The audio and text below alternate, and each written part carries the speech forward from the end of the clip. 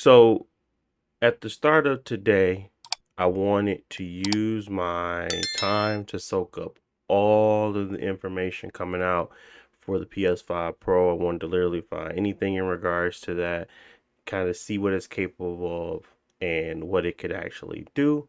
At every turn, it came back with the simple understanding, or basically, that the machine works if you can afford it. The machine has value if your setup is appropriate, as in, i.e., you got the right TV, the right audio, the right cords, all you need to kind of get the most out of this system. The value of the machine is very limited in scope based on your situation. Basically, if you have the best scenario, you're probably going to get more out of it. If you have the worst scenario, probably not going to get much out of it. I don't know about you, but that is literally the plight of purchasing or buying anything today.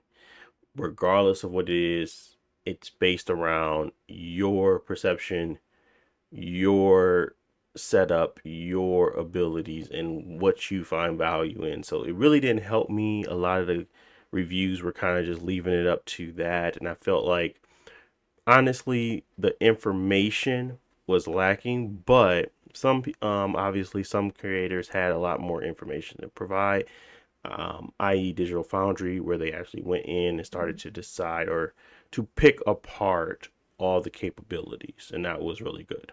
So as I was looking up everything, the current state tells me that it will enhance my PS4 library, it will enhance my PS5 library, and it will provide access to ray tracing and larger storage. Being the biggest thing for me was having more storage. Obviously, you can just upgrade that, but it's cool that it's coming inside the system.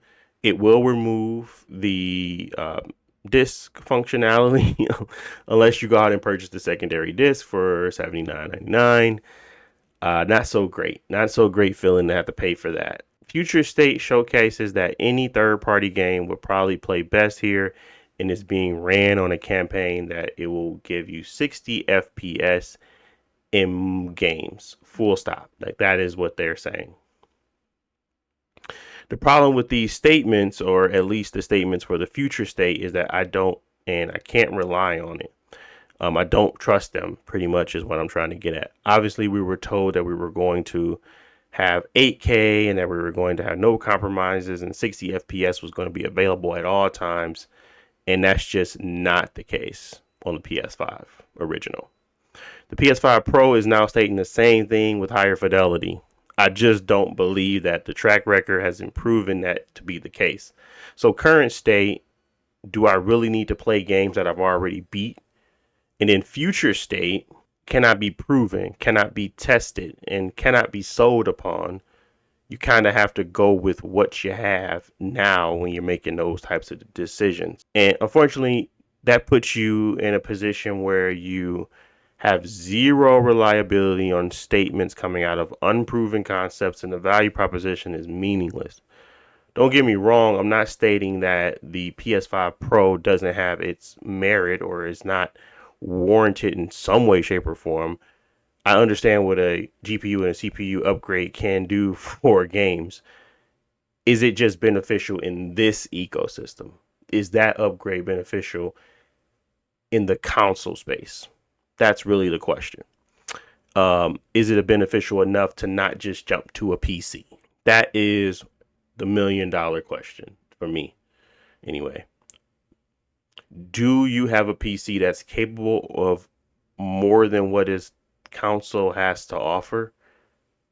You really have to put it all in perspective. And when I pulled it all together, I came away with the same feeling. I always thought, if I don't get the anniversary edition, I'm probably not going to get it because I don't find the value in it.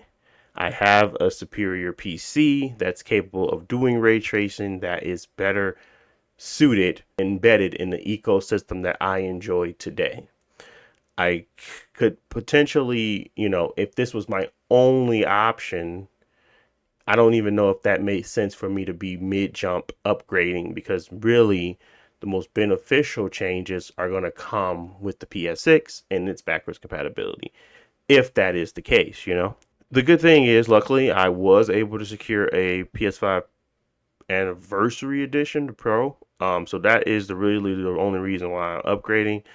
But it does not, take away from the fact that I now have access to the best way to play GTA 6 more than likely. More than likely. You can't really say that that's going to be the case, but more than likely, GTA 6 is probably going to run best on the PS5 Pro. It hasn't been proven yet, though. It's simply enough. Everything is still up in the air. So, another big component of this is the value of the console and how much it actually costs. I feel like $699 is fine. Yes, I'm saying $699 is fine, especially if you are of the cloth of just trying to upgrade to the best possible experience. It just creeps up into a space now where it is challenging true all around devices like a PC, where it just doesn't make sense to continue on the path of creating and building your eco or your library of games on the PS5 outside of their first parties, because it just doesn't make sense to play there anymore when you got backwards compatibility and everybody's getting more PC comfortable. It just doesn't make sense.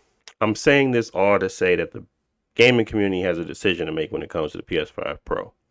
Understanding what you value, understand why it's valuable, and really creating an experience that fits your needs is where you kind of want to be. But understand that that price point, as of today, creeps into that more and more of that PC space, which kind of starts to devalue the benefit of owning a PS5 Pro, especially when you now have a lot of problems going on with the PS5 in general, where you don't necessarily need to be in the ecosystem to play their games in the future state, and probably in a better state through the PC ports that have been coming more frequently and on time, or at least a year after.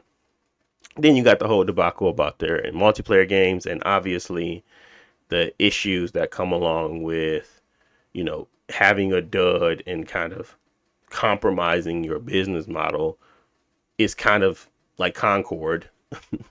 You could continue to do that into the point where you don't no longer want to be a platform owner. You can just be now a company that just makes software, and that's scary for the individual that is trying to build out a library of games. I feel like there is just this overwhelming feeling that the PC is what's going to last to test the time, while everything else is going to fall to the wayside and may not be as beneficial as it once was when we had a more, I guess, traditional console experience. Overall, though, I do think the PS5 Pro has some value to, like I said, the individual that wants to stay in that ecosystem, but the individual that is truly looking for new experiences, the ability to kind of have a transformative experience, I just don't think that that's the PS5 Pro. I think that it does do a good job of, giving your games a bump, but you're still going to be playing Bloodborne at 30 FPS. You're still going to be looking hard for any real true updates.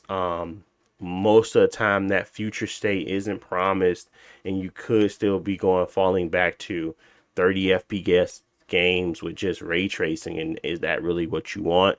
I think most people on PC even turn off ray tracing if they can't get a 60 FPS experience. It's just not beneficial. So they don't have any control on how developers implement that extra horsepower. So I wouldn't go around toting as if you're going to be able to confirm 60 FPS future. They can't do it. So that is my problem with the PS5 Pro. It's really not solving any issues. It's trying to provide value where, as of now, is a little bit too little and lackluster. So that was my thoughts after reviewing everything, after seeing all of the updates, the changes.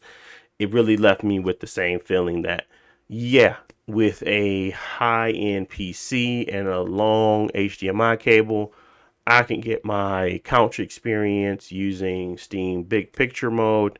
And if I want to play on my desktop, I still can. So it really is tough for me to say that this is worthy to be added to the library. But if you are a PS5 only person, then maybe this is what you would need to kind of enhance your console experience. But current state, little to no value. Future state cannot be promised. There is really not any wiggle room there. You just have to decide whether or not you're okay with those small upgrades, those minuscule things that they're trying to showcase as if they are meaningful, when truly they're not. So, thanks for watching. If you enjoyed the content, please don't forget to like and subscribe. I want to thank you as always, and I will be in the comment section listening to your feedback, and let me know what you would like for me to discuss next if I missed anything here. Thanks again for watching. Talk to you all in the next one.